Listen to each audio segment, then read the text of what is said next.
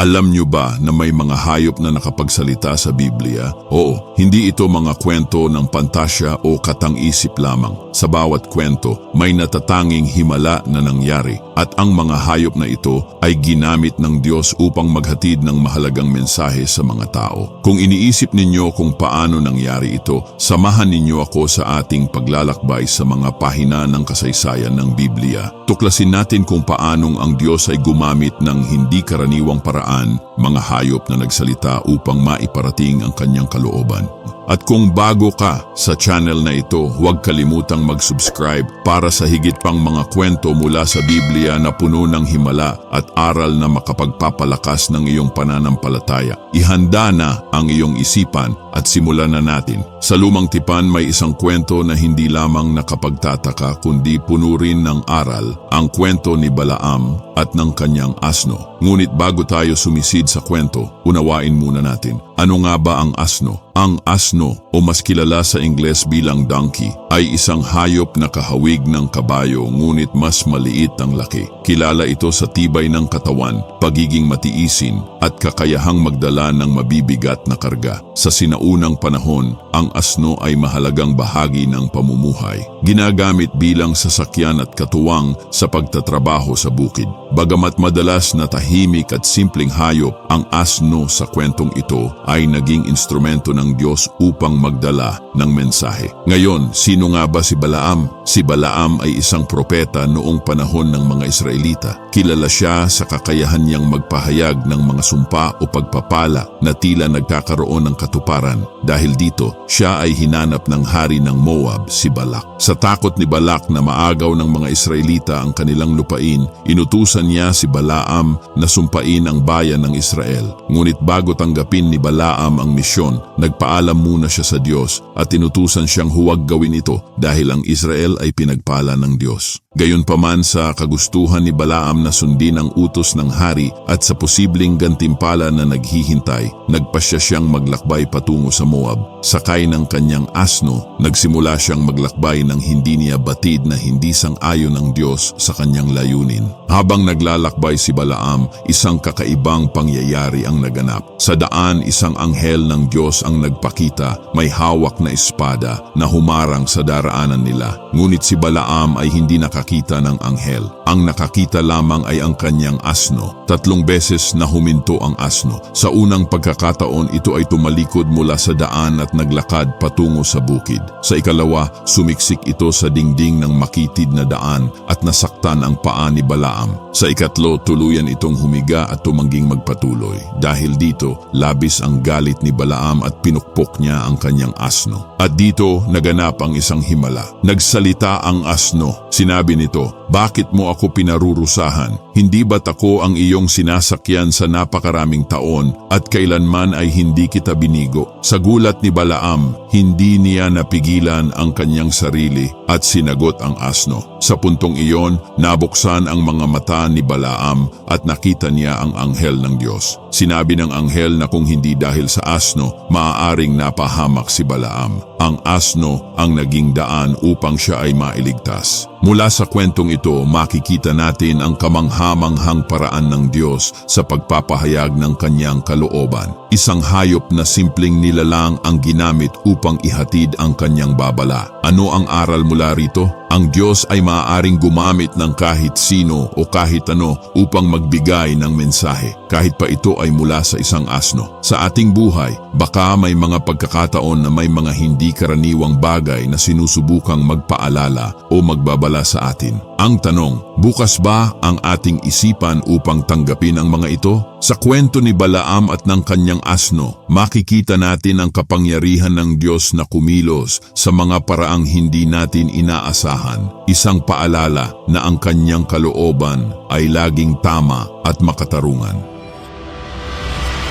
One isa sa pinakakilalang kwento sa buong Biblia ay ang kwento ng pagbagsak ng tao sa kasalanan. Ang pangunahing tagaganap ng kwentong ito, bukod kina Adan at Eva, ay isang hayop, ang serpiente. Ngunit paano nga ba naging bahagi ng kasaysayan ang ahas? At ano ang papel nito sa isang kwento ng tukso at pagsuway? Ang hardin ng Eden ay inilalarawan bilang isang perpektong tahanan para kina Adan at Eva, ang unang mga tao na nilikha ng Diyos. Ito ay isang lugar na sagana sa lahat ng bagay, mga puno, prutas at likas na yaman na walang hanggan. Dito sila namuhay ng may kapayapaan at malapit na relasyon sa Diyos. Ngunit may isang malinaw na kautusan ang Diyos sa kanila. Maaari nilang kainin ang prutas mula sa kahit anong puno sa hardin, maliban sa puno ng karunungan tungkol sa mabuti at masama. Ang pagsunod sa utos na ito ang simbolo ng kanilang pagkilala at paggalang sa kapangyarihan ng Diyos. Sa gitna ng kasaganahan at kapayapaang ito, pumasok ang serpiente. Sa Genesis, inilalarawan ang serpiente bilang isang tuso at mapanlinlang na nilalang, higit pa sa anumang hayop na nilikha ng Diyos. Isang araw, habang si Eva ay naglalakad sa hardin, lumapit sa kanya ang serpiente. Ngunit ito ay hindi isang ordinaryong ahas. Nagsalita ito. Tanungin natin, sino ang nagbigay ng kapangyarihang ito sa ahas upang magsalita? Ayon sa mga nagpapaliwanag sa kwento, ang serpiente ay ginamit ng dyablo bilang kasangkapan upang tuksuhin si Eva. Sinabi ng serpiente, totoo bang sinabi ng Diyos na huwag kayong kakain ng prutas mula sa kahit anong puno sa hardin?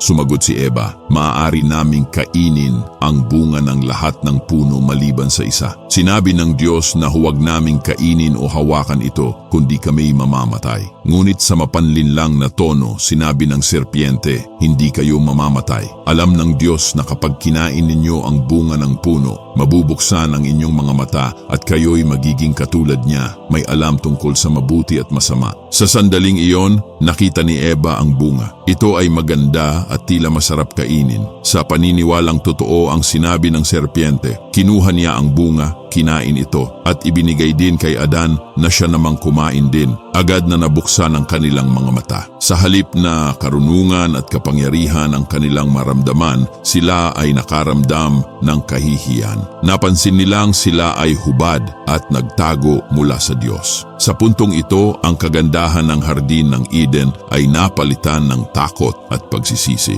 Ang Diyos ay nagpakita kina Adan at Eva at tinanong sila kung ano ang nangyari. Sa huli, inamin nila ang kanilang kasalanan. Ngunit ang naging dahilan ng lahat ng ito ay ang panlilinlang ng serpiente. Ano ang aral mula sa kwento ng serpiente sa hardin ng Eden? Una, ito ay isang babala laban sa tukso. Ang serpiente ay simbolo ng mga mapanlinlang na boses na nagtutulak sa atin na suwayin ang kalooban ng Diyos. Sa buhay natin ngayon, maaaring hindi ito isang literal na ahas na nagsasalita, ngunit maaaring ito ay mga tukso na nagsasabing ang maling gawain ay tama o makakabuti sa atin. Ikalawa, ito rin ay isang paalala ng kahalagahan ng pagsunod. Ang Diyos ay nagbibigay sa atin ng mga kautusan hindi upang limitahan tayo, kundi upang mapanatili tayong ligtas at nasa tamang landas. Ang pagsuway ay may kaakibat na masakit na resulta tulad ng naranasan ni Adan at Eva. Sa huli, ang kwento ng serpiente ay nagtuturo sa atin na ang tunay na karunungan at kalayaan ay matatagpuan lamang sa pagtitiwala at pagsunod sa Diyos. Mula sa kwentong ito, ang tanong, ano ang mga tukso sa ating buhay na tila nagsasabing, walang masama rito? At paano natin pipiliin ang pagsunod sa Diyos sa halip na sa ating sariling kagustuhan? Sa buong Biblia, maraming mga hayop ang nagiging bahagi ng mga himala at natatanging kwento ng pananampalataya. Bagamat hindi sila nagsasalita tulad ng asno ni Balaam o ng serpiente sa hardin ng Eden, sila ay ginagamit ng Diyos upang magpahayag ng kanyang kapangyarihan at kalooban. Narito ang ilan sa mga hayop na may espesyal na papel sa mga kwento ng kasulatan. Mga uwak na nagdala ng pagkain kay Elias. Ang unang halimbawa ay matatagpuan sa kwento ni Elias, isang propeta ng Diyos. Sa isang araw, 17:26, Iniutos ng Diyos kay Elias na magtago sa tabi ng isang batis sa Kerit upang protektahan siya mula sa galit ng reyna na si Jezebel. Sa panahon ng tagtuyot at kagutuman, paano nga ba mabubuhay si Elias sa ilang? Nagpadala ang Diyos ng mga uwak upang magdala ng pagkain kay Elias. Ang mga uwak na karaniwang kinikilala bilang marurumi at mababangis na hayop ay naging mga tagapagligtas. Umaga't gabi, sila'y nagdadala ng tinapay at karne para kay Elias. Isipin ninyo ang tagpong ito, mga hayop na itinuturing na walang halaga, ginamit ng Diyos upang alagaan ang kanyang propeta. Sa pamamagitan nito, makikita natin na walang nilalang na napakaliit o walang kwenta para sa layunin ng Diyos. Isdang may baryang kinuha ni Pedro isa, panghalimbawa ay ang kwento sa Bagong Tipan na matatagpuan sa Mateo 17:24 hanggang 27. Isang araw, tinanong si Jesus kung nagbabayad ba siya ng buwis sa templo upang ipakita ang kanyang pagsunod sa mga batas ng tao habang pinapanatili ang kanyang pagiging anak ng Diyos. Inutusan niya si Pedro na mangisda. Sinabi ni Jesus kay Pedro, "Lumabas ka at ihulog ang iyong kawil. Ang unang isdaan na mahuhuli mo, buksan mo ang bibig nito at makikita mo ang isang baryang pilak. Gamitin mo ito upang bayaran ang buwis para sa akin at sa iyo." At ganoon nga ang nangyari. Ang isda, isang simpleng nilalang, ay ginamit upang maghatid ng isang himala. Isang paalala na ang Diyos ang may kontrol sa lahat, maging sa kalikasan.